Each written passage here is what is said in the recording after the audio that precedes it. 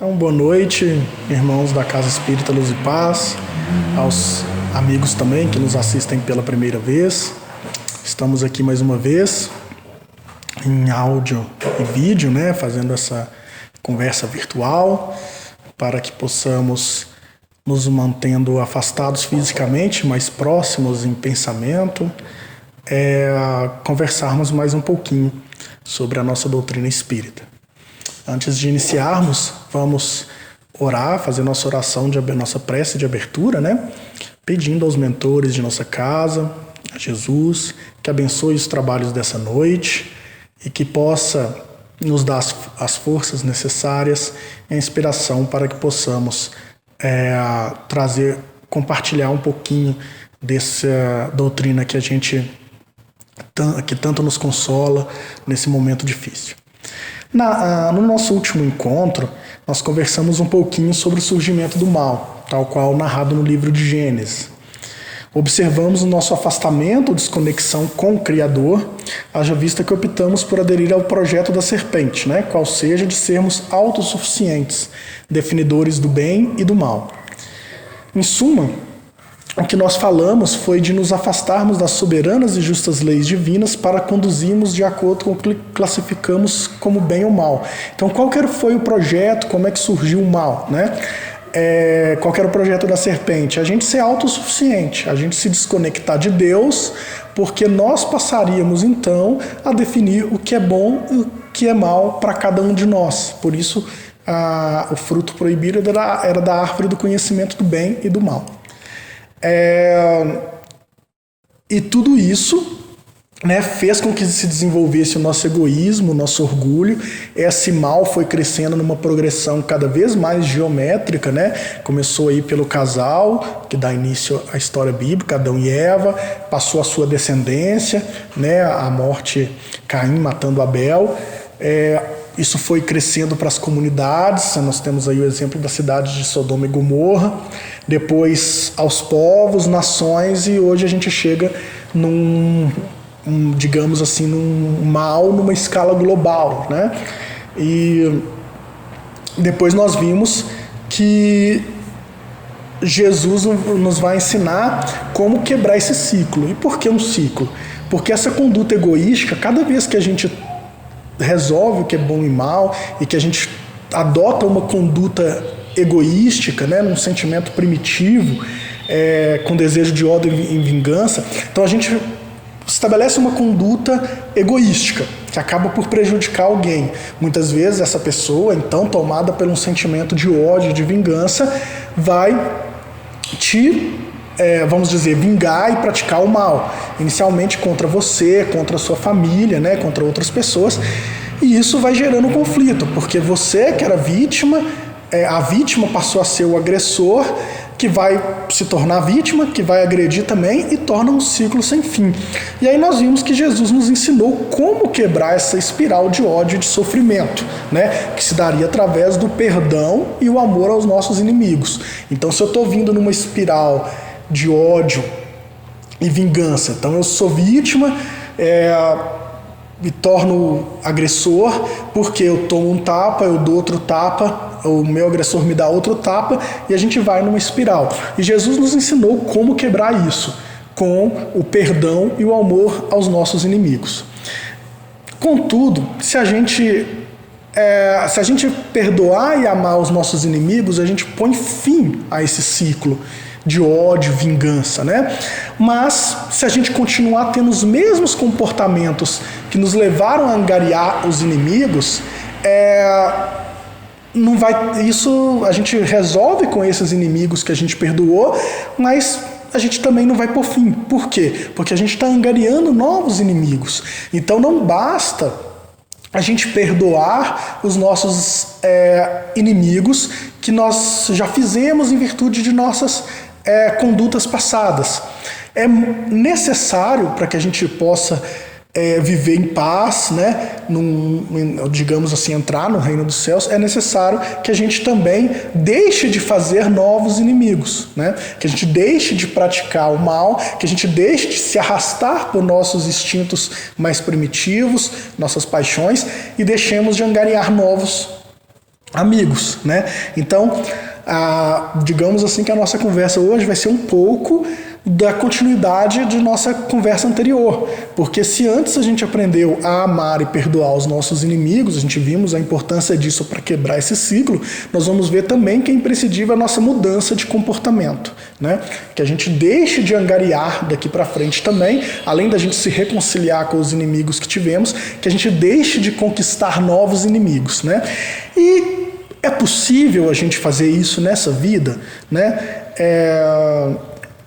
Como é que a gente pode realizar isso, né? Então, atento a essa necessidade de mudança comportamental, né? Allan Kardec ele vai questionar os espíritos sobre a forma pelo qual conseguiríamos resistir ainda nessa encarnação. E aí eu acredito que esteja um dos aspectos mais importantes da pergunta de Kardec. Essa pergunta que nós vamos estudar hoje é a pergunta de questão de número 919 do Livro dos Espíritos.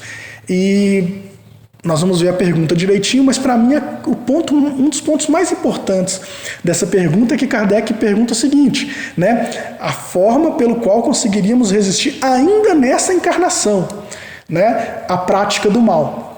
Então, resumindo, assim, o que Kardec pergunta é como podemos vencer o mal ainda nessa vida. Veja, a preocupação do Kardec ela é obter um processo emergencial. É uma coisa palpável, uma coisa que a gente pode fazer ainda hoje, né? A gente não precisa desencarnar, esperar uma nova reencarnação para a gente mudar. Ele quer saber se é possível e como é que a gente faz para fazer isso ainda hoje, né? Nos dias de hoje. Uma mudança rápida, prática de comportamento. E olha para você ver, vamos ver. Além disso, ele não está falando para como é que a gente vai fazer para vencer o mal numa escala planetária, né? Ele está perguntando como, porque a gente não vai vencer o mal, transformar o planeta num planeta pacífico, um planeta sem a existência do mal de uma hora para outra. Ele está falando em como vencer o mal numa escala individual, um trabalho íntimo, um trabalho interno de cada um de nós. E na medida que cada um de nós for mudando o nosso comportamento, formos aprendendo como resistir às nossas tentações, né, da prática do mal, que vem dos nossos instintos mais primitivos, mais egoísticos, aí a gente vai alterando em escala planetária. Né? Como a gente disse no último encontro, como é que a gente vai transformando o planeta num planeta melhor? Através da substituição dos espíritos que o ocupam. Os espíritos vão se melhorando, né? E aqueles que não aceitarem, que não tiverem predispostos a essa mudança, vão sendo exilados, a gente vai substituindo por espíritos predispostos a essa mudança. Então, a gente muda o mundo assim, mudando a nós mesmos. Está aí o cerne da pergunta de Kardec. A gente vai mudar, né? O único mal que a gente pode combater e mudar nessa existência é o mal interior, que está dentro de nós, né? Porque de nada adianta eu estar com a minha casa mental, a minha cabeça cheia, com a corrupção, por exemplo, que ocorre em Brasília, se isso vai cegar, e é o que comumente ocorre. Então eu encho tanto minha preocupação, minha casa mental com a corrupção que ocorre lá, que eu sou incapaz de perceber a corrupção que eu mesmo pratico, a pequena corrupção que eu mesmo faço.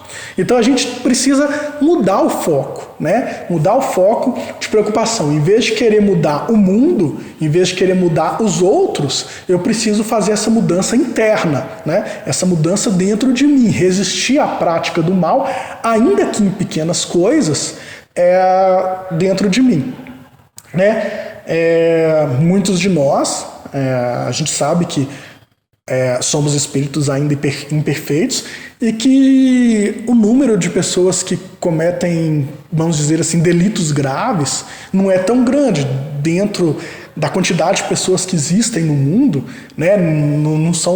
Não é a maioria que vai cometer um homicídio, uma coisa tão grave. Mas todos nós, espíritos imperfeitos que somos, cometemos pequenos atos de corrupção, pequenos atos de maldade, alguém que a gente ofende, alguém que a gente prejudica financeiramente, alguém que a gente magoa, né? Então, a gente precisa mudar o foco para resistir esse mal internamente? E essa é a grande pergunta do Kardec. Né? O que é que ele vai perguntar? Como é que a gente faz para afastar aquela tentação? Né? Jesus nos ensinou a oração, a gente chama a oração dominical, né? O Pai Nosso, e lá a gente pede que Deus afaste a tentação, né? Afastai-nos do mal. E é essa tentação, são esses instintos primitivos de definir o bem, de definir o bem como aquilo que me compraz, né? Aquilo que vai me satisfazer as minhas paixões mais egoístas, mais primitivas, né? É essa tentação. Como é que eu faço para resistir isso? E quem vai nos dar a resposta e nos ensinar é Santo Agostinho, né? Que vai nos ensinar como resistir a esses instintos. Essa é uma questão, desde que eu comecei a estudar a doutrina espírita, frequentar a casa espírita, é uma das questões que eu mais escuto, né? Mas, faça como Santo Agostinho, né? Muitas palestras a gente sempre vê, faça como Santo Agostinho. Mas, por isso, então, vamos hoje examinar passo a passo o que Santo Agostinho nos ensina para a gente aprender como um roteiro prático, digamos assim, de como afastar, como resistir a esse mal. Vamos lá, qual a primeira pergunta, então, nos dizeres de Allan Kardec, né? Allan Kardec, um dos grandes brilhantismos dele está na forma de perguntar, ele como professor sabia perguntar muito bem, né? Então ele pergunta, questão 919, qual é o meio mais eficaz para se melhorar nesta vida e resistir ao arrastamento do mal? E Santo Agostinho responde, um sábio da antiguidade lhes disse, conhece-te a ti mesmo. Kardec, ele compreendeu perfeitamente essa pergunta, essa resposta, digamos. Soube muito bem. Entretanto, Kardec ele sabia que muitos de nós não compreenderíamos apenas essa resposta do conhece-te a ti mesmo. Por isso, ele desdobra essa pergunta numa seguinte, para que Santo Agostinho possa nos explicar melhor, né, o que fazer. E aí surge, então, a questão 919A. Pergunta Kardec. Concebemos toda a sabedoria desta máxima, mas a dificuldade está precisamente em conhecer-se a si próprio. Qual o meio de se alcançar isso? Então, o que quis dizer Kardec foi, tá bom, conhecer-te a ti mesmo para resistirmos ao mal? Tá bom, como é que eu faço isso? Né? Como é que a gente faz isso? Né? E explique isso melhor. Tem mais de 2.500 anos que Sócrates disse isso e até hoje a gente não entendeu como é que a gente conhece a si mesmo, né? A resposta para Santo Agostinho entrega para nós a chave da felicidade. Através de um trabalho de natureza consciencial que vai ocorrer na intimidade de cada indivíduo, né? Como eu já disse, voltar os olhos para si mesmo, para o seu interior. É um trabalho que vai partir do externo para o interno. Então eu vou voltar os olhos para mim mesmo, para me conhecer. Por quê? Porque na medida em que eu me conhecer, eu verificar as vezes que eu caio, as vezes que eu não resisto a uma prática maléfica, né? A uma paixão, um sentimento mais primitivo, eu vou começar a saber o que eu preciso mudar. Vamos dar um exemplo. Às vezes, eu nem percebo, é uma prática que está arraigada em tanto tempo da minha existência, que qualquer coisa me tira do sério. E eu vou responder às pessoas explodindo, com ira, com agressividade. Então, na medida que eu passo a verificar e perceber esse comportamento que eu tenho, eu vou conseguir saber, né, vamos dizer assim, em etapas, o que eu preciso mudar em mim. E aí, a partir do dia seguinte, eu já posso a tentar me policiar. Então, quando alguém estiver me dizendo alguma coisa que me fira, eu já acende aquele sinalzinho, opa, cuidado, que é aqui que você costuma cair. Então, conhecer-se a si mesmo é para a gente descobrir como os momentos de queda que a gente tem, aquilo que a gente ainda não, aqueles aspectos que a gente ainda não evoluiu, né? Aqueles sentimentos mais egoístas que a gente ainda é incapaz de resistir e que muitas vezes a gente nem percebe que a gente tem. Né? Ela está no que na série psicológica de Joana de Ângeles ela costuma chamar de área de sombra, né? Aquela área de sombra que a gente está no nosso inconsciente, a gente faz e não percebe que a gente faz, ou que a gente muitas vezes acaba escondendo na subconsciência. Eu faço aquilo de errado, não consigo resistir e acabo escondendo isso de mim mesmo, né? Vou ocultar esse dado, vou ocultar esse número, para que eu não me preocupe com isso, né? É aquela pessoa que está cheio de dívidas e a solução que ela arranja é esconder o extrato bancário, né? É a mesma coisa. Eu sei que eu tenho algumas práticas que não são boas, que prejudicam os demais, mas eu não quero enfrentar isso agora, eu escondo de mim mesmo essa prática. Então a gente precisa olhar para nós mesmos, encarar essas áreas de sombra, para a gente saber o que a gente precisa melhorar. Então nós vamos ler agora a resposta de Santo Agostinho, e vamos ler ela com calma, analisando cada aspecto da resposta. Ela é uma resposta um pouco longa, mas vale a pena a gente ir esmiuçando, né, cada parte da resposta para que a gente possa compreender bem, né, o que a gente pode fazer e como a gente pode fazer. No início é muito difícil a gente estabelecer esse roteiro, né, a gente começar a fazer isso, mas Santo Agostinho ele é tão claro nas palavras, ele é tão simples, que ele deixa tudo muito claro para a gente como fazer. Vamos lá, resposta. Façam o que eu fazia quando vivi na Terra. Veja que Kardec perguntou como é que a gente faz para resistir ao mal ainda nessa encarnação. É possível? É possível. E Santo Agostinho ele dá a resposta. Ele fez isso quando ele viveu na Terra. Então é possível a gente fazer isso ainda nessa encarnação. Então o que ele diz? Ao fim de cada dia eu interrogava a minha consciência. Passava em revista o que havia feito e me questionava se não havia faltado ao cumprimento de algum dever. Vamos parar por aqui por enquanto, vamos parar por aqui. E a gente se pergunta, qual dever? Né? Eu tenho que verificar, então, no final de cada dia, eu vou interrogar a minha consciência e vou verificar se eu não faltei com o cumprimento de algum dever. Mas qual dever é esse? Às vezes a dificuldade da gente começar nesse exercício diário é saber qual dever, né? E aí a gente tem todo tipo de dever. Mas eu sugiro, então, para a gente começar qual dever? O dever da lei divina. Né? Vamos começar por aí. A lei divina ela está dentro de nós. A gente já falou muito sobre isso.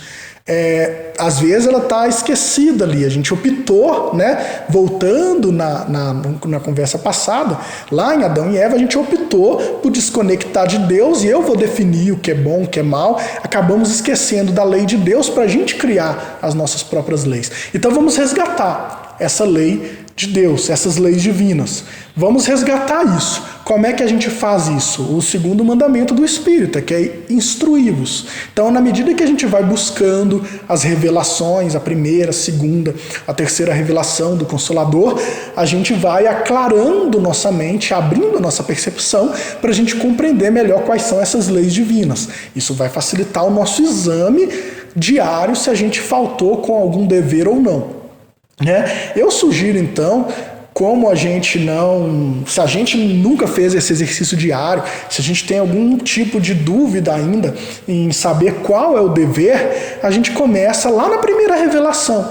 Porque na primeira revelação, Deus nos lembrou dos deveres, né, das leis morais de forma muito clara e muito simples, como a consciência da época, o desenvolvimento intelectual e cultural da época exigia, que foi através dos 10 mandamentos da lei mosaica. Então os 10 mandamentos de Moisés foi um princípio para o nível de desenvolvimento moral, intelectual daquela época, de nos lembrar das leis de Deus. Então eu posso começar então fazendo esse exercício, verificar se eu não faltei ao dever, analisando se hoje, né, no final do dia, eu posso analisar, será que hoje eu descumpri um dos 10 mandamentos? Né? E não tem como ter erros. Os 10 mandamentos eles são bem claros. Né? Amarás a Deus, não furtarás, honrarás pai e mãe.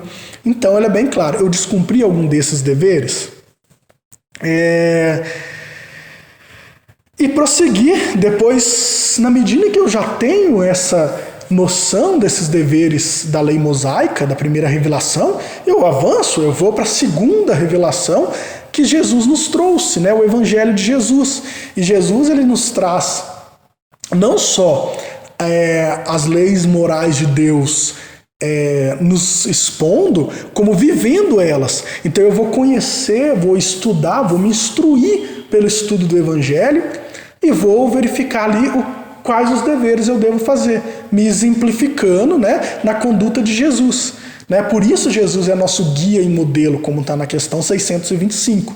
Porque ele não só nos lembrou, como ele viveu as leis morais em sua plenitude. Então, observando, né, analisando, estudando a conduta e a vivência de Jesus, eu vou verificar quais os deveres eu devo manter e não devo violar. Né? É sempre uma coisa que a gente pode fazer também, quando a gente estiver numa situação que a gente não sabe como agir, a gente parar, né, estudando constantemente a conduta de Jesus, a gente parar e falar, mas o que Jesus, se tivesse no meu lugar, faria? Né? Então, a gente passa para esse terceiro, para esse segundo nível da segunda revelação. E depois também, quando a gente chega no Consolador, na terceira revelação, a gente tem, por exemplo, o Evangelho segundo o Espiritismo, que condensa essas leis morais vividas pelo Cristo no Evangelho de uma forma mais simples, numa linguagem mais fácil da gente compreender, digamos assim, né? Mais clara, digamos assim. E além desses deveres morais, a gente tem que nos questionar também se a gente não falhou com qualquer dever. A gente tem dever também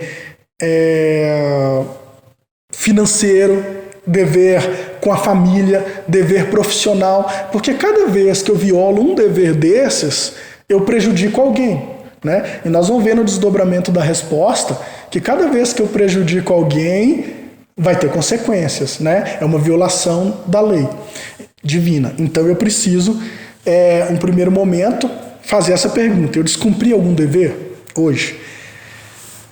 Vamos lá. E aí, essa seria então uma primeiro exame consciencial que eu tenho que fazer, se eu descumprir algum dever. Prossegue então Santo Agostinho. Se ninguém teria tido motivo para se queixar de mim. Perceba bem, o que eu terminei falando? A gente tem diversas gamas de deveres. Começa pelos deveres com Deus, os deveres com a lei divina, se eu não violei algum desses deveres, e passo. E agora? Será que alguém tem algum motivo para se queixar de mim? Por quê?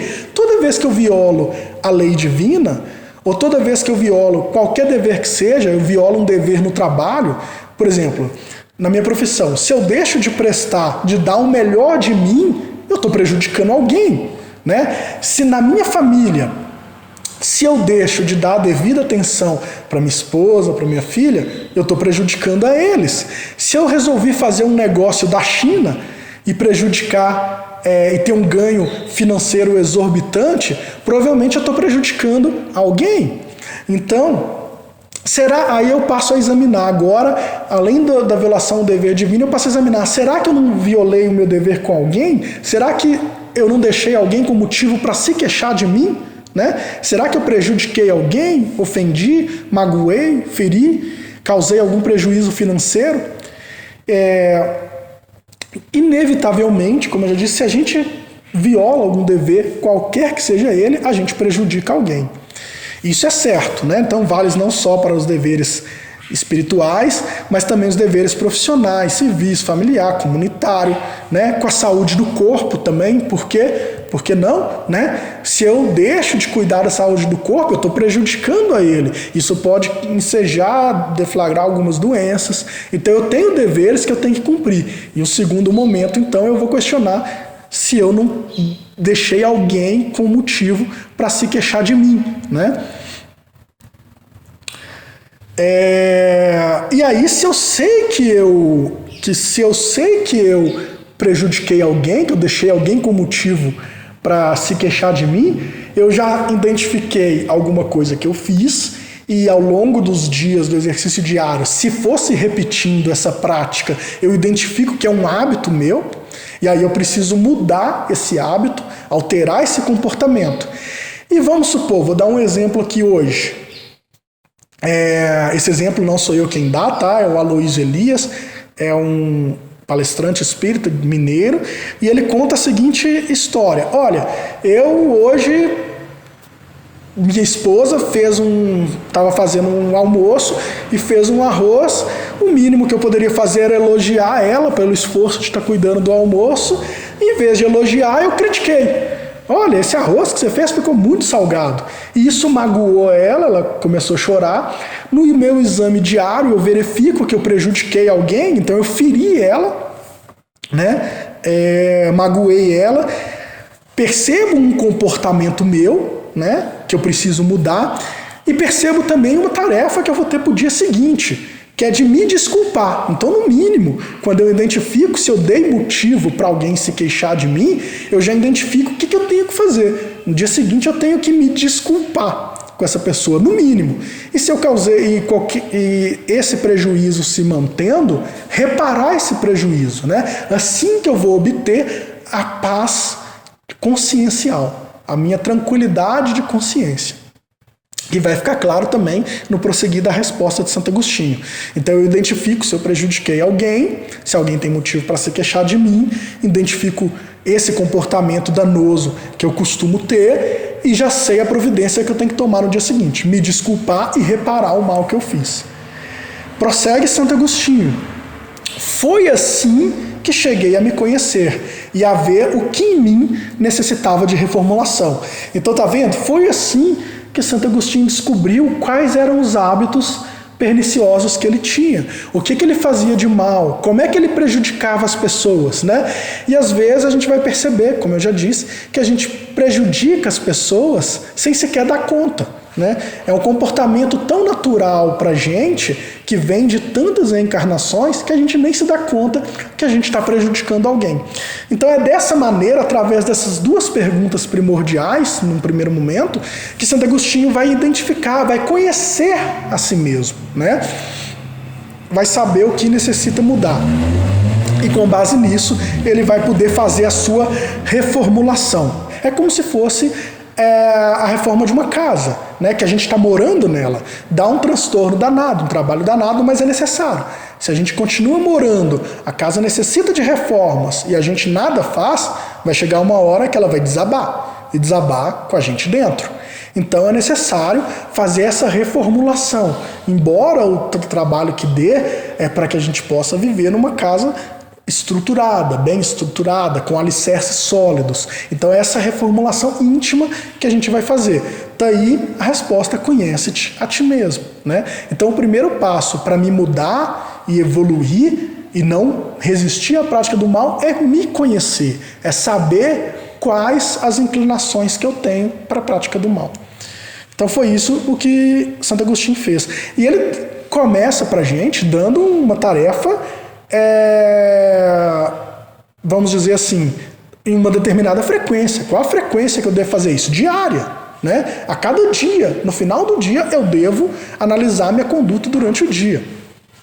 E na medida que isso vai tornando um hábito, né, essa autorreflexão diária, ela vai diminuindo de frequência. A gente deve passar a fazer a cada hora, né, e a um momento a cada minuto, até a gente chegar num nível evolutivo de espírito de luz, onde eles fazem essa reflexão a cada momento, né? A cada pensamento. Antes de falar, eles estão refletindo já antecipadamente se isso não vai ferir alguém, se isso não vai prejudicar alguém. Então a gente começa fazendo essa reflexão diária e ao longo do tempo isso vai virando um hábito e a gente vai passar a fazer isso com uma frequência cada vez maior, até a gente passar a fazer isso de forma preventiva, né? Antes de praticar. Vamos prosseguir com Santo Agostinho. Diz ele: aquele que a cada noite relembrasse todas as suas ações do dia e se perguntasse o que fez de bom ou de mal, pedindo a Deus e ao seu anjo guardião para o esclarecer, adquiriria uma grande força para se aperfeiçoar, porque, acredita em mim, Deus o assistirá. É possível que no início dessa tão importante atividade diária possamos sentir alguma dificuldade. né? Mas a gente não deve desanimar, porque Deus não desampara nenhum de seus filhos, e humildemente, ao pedirmos a Deus essa assistência, Ele nos proverá. Então, nosso mentor, ele vai nos intuir para que a gente possa prosseguir nesse exame diário e verificar quais leis a gente violou, quem a gente prejudicou, se alguém vai ter algum motivo para se queixar de nós.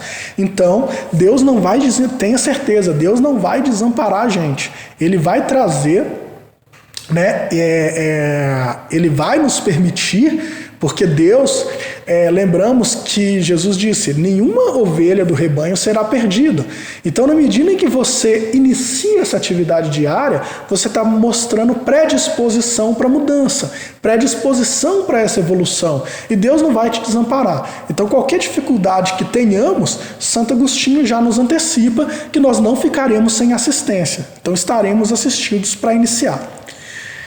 Prossegue Santo Agostinho, formulem, portanto, as suas questões, indaguem o que têm feito e que, com o objetivo, agiram em determinadas circunstâncias. Então vamos além, vamos recapitular aqui. Primeira pergunta, eu violei algum dever? Segunda pergunta, eu dei motivo para alguém se queixar de mim, né? Prejudiquei alguém? E agora vamos um pouco mais além, né? Com que objetivo, né? O que eu fiz e com que objetivo que eu agi? Vamos um exemplo mais claro, né? Qual a razão de eu ter adotado determinada conduta? Né? Às vezes eu estou praticando um bem. Vou praticar um bem, vou praticar a caridade. Qual a razão de eu ter praticado essa caridade?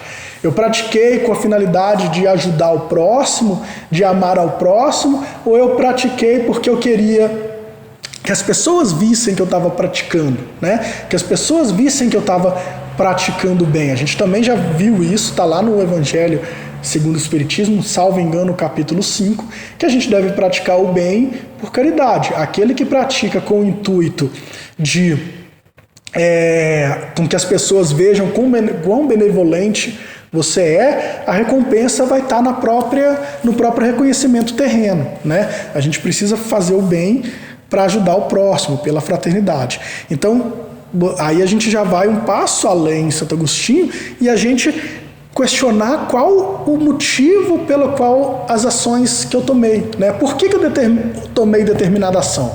Por que eu agi daquela forma, né? Então, já vamos prosseguindo na profundidade dessa reflexão diária. Prossegue ele, devemos questionar se fizeram alguma coisa que censurariam nos outros, né? Isso é um parâmetro, porque como é que eu vou saber se alguém tem motivo para se queixar de mim, né? É através da empatia. Eu vou me colocar no lugar do outro e falar, se essa outra pessoa se alguma outra pessoa adotasse essa conduta que eu tive comigo, eu me queixaria dela? Eu acharia ruim? Né? Então, uma forma eficiente de julgar as nossas próprias ações é questionar. Se a outra pessoa fizesse o mesmo, como é que eu a julgaria? Né? Como é que eu reagiria?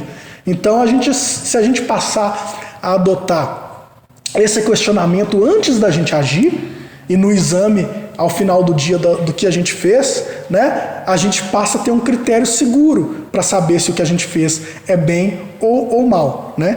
Para mim, classificar minha conduta como boa, egoísta ou maléfica, deixa eu colocar pelos olhos de outra pessoa, deixa eu ver se outra pessoa fizesse essa mesma conduta comigo, como eu a classificaria, né? E Jesus também ele deixou isso bem claro na seguinte passagem bíblica, né? Não julgueis para que não sejais julgados, pois com o juízo com que julgais sereis julgados, e com a medida com que medis sereis medidos, porque vês o cisco no olho do teu irmão e não percebes a viga no teu olho. Ou como dirás ao teu irmão, deixa que eu retire o cisco do teu olho e eis a viga no teu olho. Hipócrita, retira primeiramente a viga do teu olho e então verás em profundidade para retirar o cisco do olho do teu irmão. Mateus capítulo 7, versículos 1 a 5. O que Jesus nos ensina aqui? À medida que eu vou fazendo essa reflexão, me colocando no lugar dos outros, a gente vai ver, vai acontecer uma coisa, a gente vai deixando de julgar as pessoas. Porque a gente se coloca no lugar delas e a gente vê uma infinidade de razões e que a gente às vezes estaria inclinado a fazer a mesma coisa. Então a gente deixa de julgar para auxiliar. A gente deixa de julgar para ajudar, para ser fraterno. Era isso que Jesus fazia, né? Com a mulher adúltera, né? A parábola do samaritano. Eu não vou julgar a pessoa, eu vou simplesmente ajudar essa pessoa. Então, esse é um critério. Prossegue Santo Agostinho. Se agiram de tal forma que não ousariam confessar. Outra maneira da gente refletir. Será que eu fiz alguma coisa hoje que eu tenho vergonha? Será que tudo que eu fiz hoje eu confessaria para alguém? Eu contaria para alguém? Com certeza. Se eu fiz alguma coisa que eu queira esconder, que eu não confessaria para ninguém, tenha certeza que isso é uma violação da lei. É porque isso já pesa a minha consciência. Então é algo que eu preciso mudar. Então tá aí uma outra forma de analisar, uma pergunta que se pode fazer, que Santo Agostinho nos ensina, que é verificar, analisar cada conduta minha. Se essa conduta é um livro aberto e eu conto para qualquer pessoa, ou se é uma coisa que eu quero esconder, né? Com certeza, tudo aquilo que a gente quer esconder, que a gente quer ocultar, não é bom. E a gente precisa mudar essa conduta. Segue Santo Agostinho. Perguntem ainda isto. Se aprovesse a Deus chamar-se nesse mesmo momento, ao entrar no mundo dos espíritos, onde nada é oculto, teria eu de temer o olhar de alguém? Então perceba, isso é tudo um desdobramento daquelas primeiras perguntas. Eu prejudiquei alguém? Né? Alguém tem algum motivo para se queixar de mim? Se alguém tiver algum motivo, se eu desencarnasse hoje, eu ia baixar os olhos para essa pessoa, né? Eu ia temer o olhar dessa pessoa, né? Então o que eu tenho que fazer? Né? O que eu disse? A gente identificado que a gente feriu alguém, que a gente prejudicou alguém, eu tenho que no dia seguinte, no mínimo, me desculpar, reparar o mal que eu fiz, me reconciliar, né? Vou dar um exemplo claro aqui, que deixa bem claro isso. Tinha uma mulher, ela conta, que ela nunca dormia brigada com o marido. Eles podiam quebrar o pau o dia inteiro, brigar, mas chegava à noite, antes de dormir, ela se reconciliava com ele, fazia as pazes e ia dormir. E aí questionaram ela, mas por que você faz isso? E ela deu a seguinte resposta, né? É que eu tenho medo de no dia seguinte eu acordar e ele não, né? E como é que a gente fica? Né? É justamente isso que Santo Agostinho nos disse. Né? Eu tenho que parar nesse exercício diário e falar, se eu desencarnasse hoje, teria alguém que eu teria medo, me sentiria culpado, baixaria o olhar para essa pessoa por algo que eu a fiz? Se eu verificar que existe alguém nessa situação, o que eu devo fazer? Correr e reconciliar com essa pessoa. Eu devo me desculpar, reparar o mal e me reconciliar. Também Jesus nos ensinou que a gente deve reconciliar com o nosso adversário enquanto a gente ainda caminha com ele, né? Está lá em Mateus 5, versículo 25. Ser benevolente depressa com teu adversário, enquanto estás no caminho com ele, para que o adversário não te entregue ao juiz e o juiz te entregue ao oficial e sejas lançado na prisão. Prossegue Santo Agostinho, né? A pergunta é um pouco longa, mas ele dá um roteiro bem prático. Examine o que poderão ter feito contra Deus, depois contra o próximo e, por fim, contra si mesmos. Então, um resumo do que ele já nos ensinou até agora. Começa questionando o que eu fiz contra Deus. Eu violei algum dever? Depois, contra o próximo. Eu prejudiquei alguém? Eu feri alguém? Depois, contra mim mesmo. Qual o motivo das minhas condutas? Por qual razão eu agi daquela forma? Eu fiz alguma coisa que eu me envergonho, que eu quero ocultar, né? Tem alguém que, se eu desencarnar hoje, eu vou temer olhar nos olhos daquela pessoa? Então tá aí o roteiro prático de Santo Agostinho, os 3 níveis, digamos assim, de questionamento. Se eu fiz alguma coisa contra Deus, violei a lei divina, contra o próximo e contra mim mesmo. Diz Santo Agostinho que as respostas serão um motivo de paz para a sua consciência, ou a indicação de um mal que é necessário anular. Então, se as respostas são negativas, eu não violei nenhum dever, não prejudiquei ninguém, não fiz nada que prejudique a mim mesmo, eu durmo em paz. E se eu verifico que eu fiz alguma coisa, eu tenho tarefa para o dia seguinte, anular esse mal, pedir desculpas e reparar esse mal. Estamos terminando já, então segue Santo Agostinho fazendo um apanhado de tudo, né? O conhecimento de si mesmo é, portanto, a chave do melhoramento individual. No entanto, dirão, como julgar-se a si mesmo? Não se terá a ilusão do amor próprio, que atenua as faltas e as torna desculpáveis? O avaro se julga apenas econômico e previdente. O orgulhoso acredita possuir apenas dignidade. Tudo isso está correto, mas todos têm um meio de controle que não poderá enganá-los. Quando estiverem indecisos sobre o valor de uma de suas ações, perguntem-se como a qualificariam se tivesse sido praticada por outra pessoa. Né? É a máxima de Kant. Né? Kant nos dá uma solução parecida. Ele diz, quando eu for adotar uma conduta, eu me pergunto, se todas as pessoas do mundo começassem a fazer a mesma coisa que eu vou fazer, isso seria bom?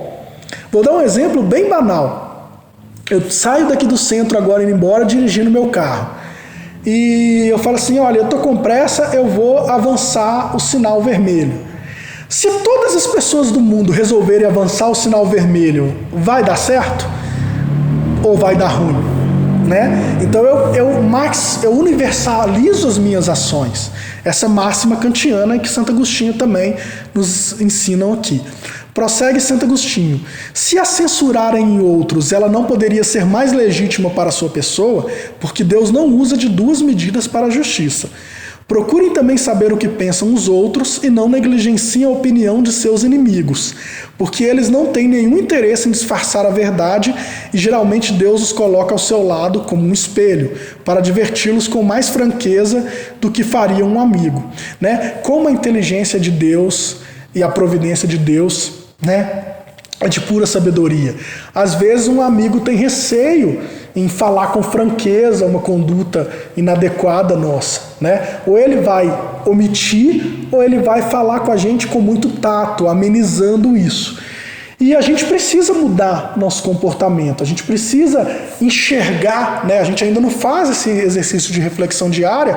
O que Deus faz, então, para que a gente possa enxergar esse comportamento? Os inimigos que nos aparecem, que a gente fez, né? Eles costumam falar com a gente de forma muito franca. Então Santo Agostinho também nos dá as dicas.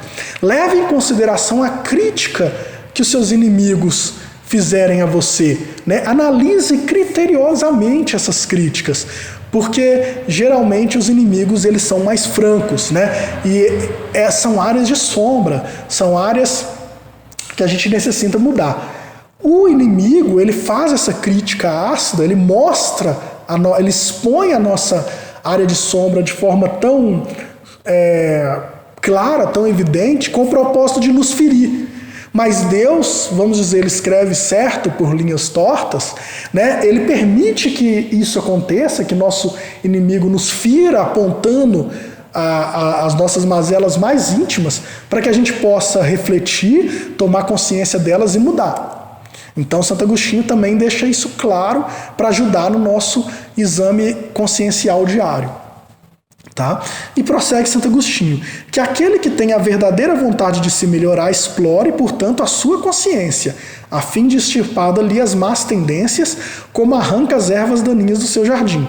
Que faça o balanço de sua jornada moral, como o negociante o faz com seus lucros e perdas, e assegure-lhes que o primeiro será mais proveitoso que o outro. Se puder dizer que a sua jornada foi boa, pode dormir em paz e aguardar sem temor o despertar em outra vida. Formule, pois, questões claras e precisas, sem temer multiplicá-las. Vocês vão ver, na medida que a gente vai, dia a dia, pegando o hábito de fazer esse exame consciencial, daqui a um tempo a gente vai começar ali 2, 3 minutos por dia. Daí um tempo a gente já vai estar 10, 15, 20 minutos e essas perguntas vão se multiplicando. Na medida em que a gente vai ampliando essa visão e multiplicando essas perguntas, significa que a gente está descendo mais a fundo no conhecimento de nós mesmos. Então não se preocupem, Santo Agostinho já diz, não se preocupem que essas perguntas vão aumentando cada vez mais. Isso significa que a gente está se conhecendo a nós mesmos e descendo mais fundo nesse autoconhecimento. É justo, segue Santo Agostinho, é justo consagrar alguns minutos para a conquista da felicidade eterna. Não trabalham todos os dias visando ajuntar o que lhe dará o repouso na velhice? Esse repouso não é objeto de todos os seus desejos, o objetivo pelo qual sofrem as fadigas e as privações momentâneas? Pois bem, o que é esse repouso de alguns dias, perturbado pelas enfermidades do corpo, ao lado do que aguarda o homem de bem? Isto não vale a pena de alguns esforços? Sei que muitos dizem que o presente é positivo e o futuro é incerto. Ora, é precisamente esse o pensamento que fomos encarregados de destruir em suas mentes, porque desejamos fazê-los compreender esse futuro de maneira a que não possa restar-lhes nenhuma dúvida na alma. É por isso que chamamos primeiro a sua atenção para os fenômenos da natureza que lhes tocam os sentidos, e posteriormente lhes trouxemos esclarecimentos que cada um tem o dever de difundir. Foi com esse propósito que ditamos o Livro dos Espíritos. Então, essa é a final da resposta de Santo Agostinho. O que é que ele termina aqui dizendo? A gente começa no externo, no material, e volta para dentro de si mesmo. Isso também aconteceu quando surgiu o Consolador. Então ele fala, primeiro despertamos os fenômenos da natureza que lhes tocam os sentidos. Então as mesas girantes, foram despertando, chamando a atenção para o fenômeno, e depois, despertado o interesse do fenômeno, como aconteceu com Kardec, ele passou a se aprofundar, a voltar e se aprofundar para os fenômenos da vida espiritual. A mesma coisa com a gente. Vamos começar essa análise, e perder um tempinho aí de cada dia, mas é um investimento que a gente está fazendo para o futuro.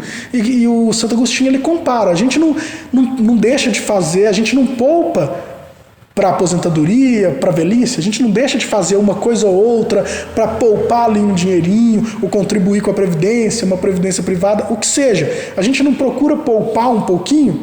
Então vamos poupar um pouquinho de tempo a cada dia para fazer essa reflexão diária, que a gente vai estar investindo na nossa evolução, vamos aprender a resistir ao mal e investir na nossa felicidade futura, na nossa vida futura.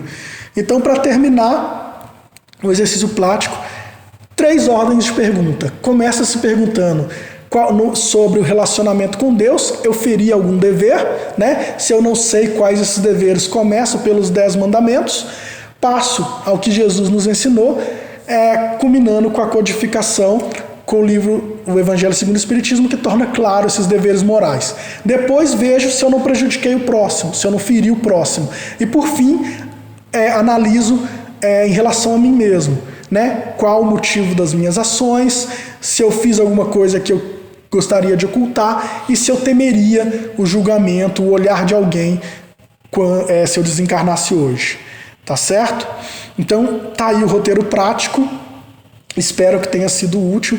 A intenção hoje foi a gente analisar, Eu sempre escutei, faça como Santo Agostinho, mas eu queria que a gente pudesse ver de forma prática, esmiuçar a resposta de Santo Agostinho para que a gente aprenda de forma prática mesmo como fazer essa autorreflexão diária.